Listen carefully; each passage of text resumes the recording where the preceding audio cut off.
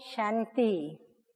आज की तारीख है 9/2/14 और आज की ज्ञान मुरली का शीर्षक, परंतु आज रविवार है इसलिए हम अपने प्राण प्यारे मीठे मीठे अव्यक्त बाप दादा की रिवाइज कोर्स की मुरली सुनेंगे।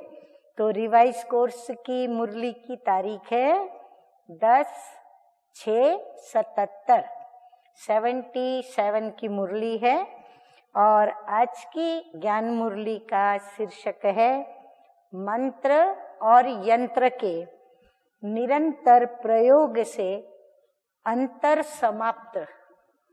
अब किसका अंतर, कैसा अंतर, कौन सा अंतर, तो वो बाबा ने आज मुरली के अंदर हम बच्चों को बताया है।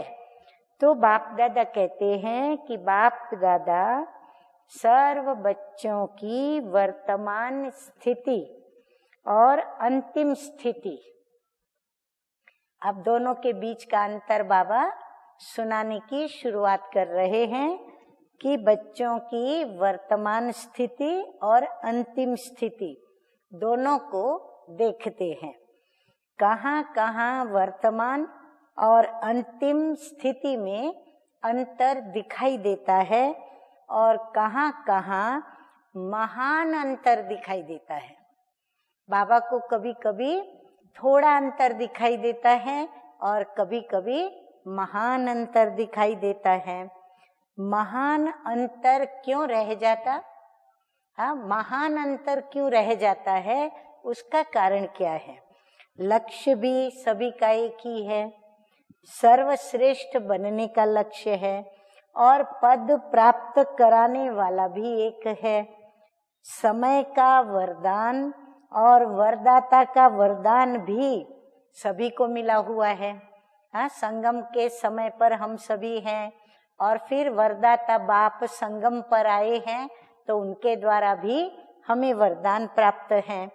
फिर पुरुषार्थ का मार्ग भी एक है। बाबा ने हम सभी बच्चों को श्रीमत पर मेहनत करना सिखलाया है, अर्थात पुरुषार्थ का मार्ग भी एक है। फिर ले जाने वाला भी एक है, हम सभी को ले जाने वाला बाबा भी एक है।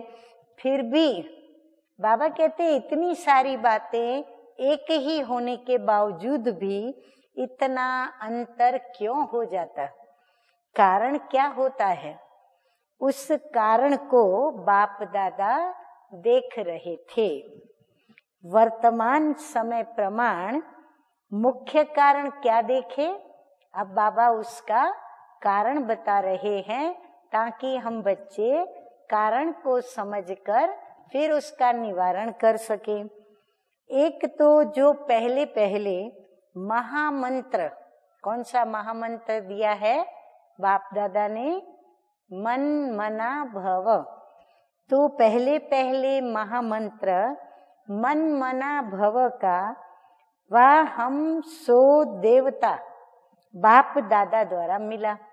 हाँ, शुरू में हम सो हम, तो हम सो देवी देवता थे, फिर क्षत्रिय, फिर वैश्य, शूद्र, फिर ब्राह्मण, फिर फरिश्ता, सो हम असल में अशरीरी आत्मा। तो इस प्रकार हम सो देवता का बाप दादा द्वारा मंत्र मिला। उस मंत्र को सदा स्मृति में नहीं रखते हो। एक मन मना भव का मंत्र, दूसरा हम सो हम का मंत्र। बाबा कहते ये दोनों मंत्र स्मृति में नहीं रखते हो। भक्ति मार्ग में भी मंत्र को कभी नहीं भूलते।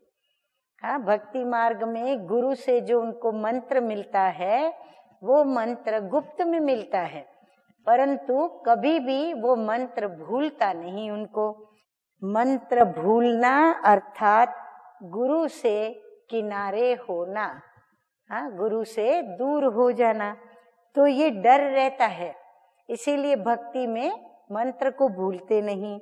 लेकिन बच्चे बनने के बाद क्या कर लिया, बाबा कहते जब भी भक्त थे तो बराबर मंत्र याद रखा, अब जब बच्चे बन गए हो तो क्या किया, भक्तों के माफिक डर तो निकल गया।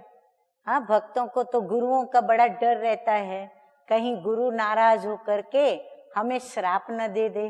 अब यहाँ तो हमें बाप मिला है, गुरु का तो प्रश्न ही नहीं। तो जब बाप मिला तो बाप और बच्चे का संबंध, तो डर निकल गया। और ही पुरुषार्थ में अधिकारी समझने का एडवांटेज ले बाप के दिए हुए मंत्र को व श्रीमत को पूर्ण रीति से प्रैक्टिकल में नहीं लाते। हाँ, अभी हमारा बाप बच्चे का संबंध हो गया तो हम अधिकार जमाते हैं, हक जमाते हैं। तो इस अधिकार जमाने में हम क्या करते हैं, जो श्रीमत बाबा ने दी है, जो मंत्र दिया है, हम उसका यथार्थ पालन नहीं करते।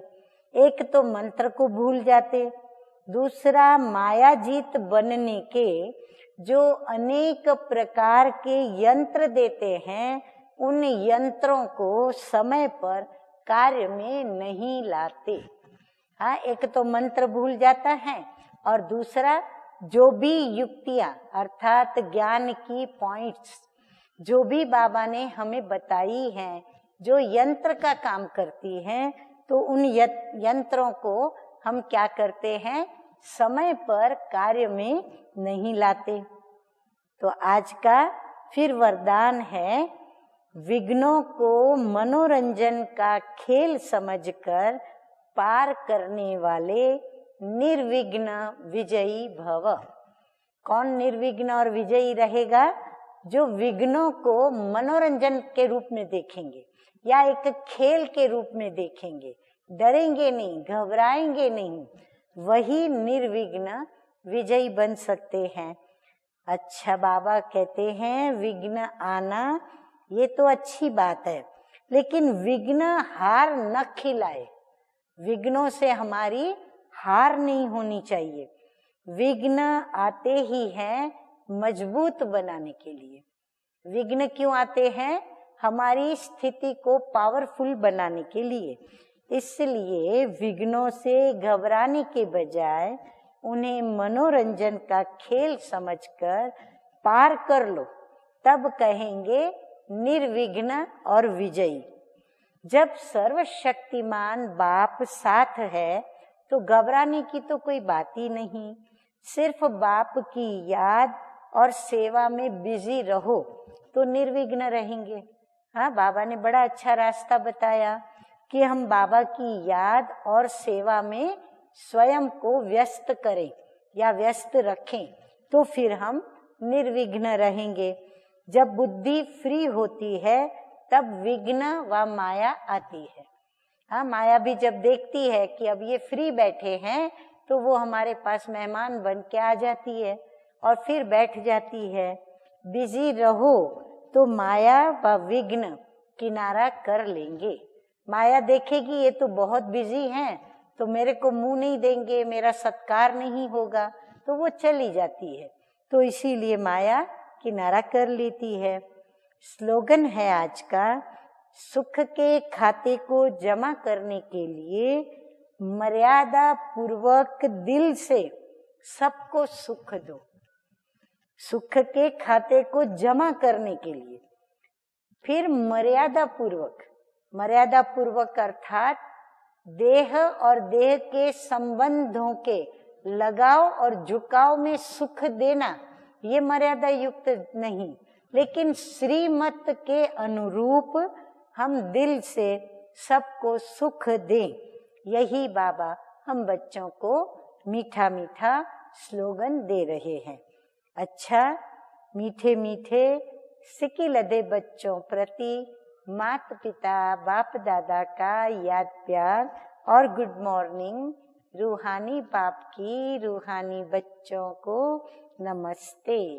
हम रूहानी बच्चों का रूहानी बाप दादा को याद प्यार, गुड मॉर्निंग और नमस्ते नमस्ते। ओम शांति।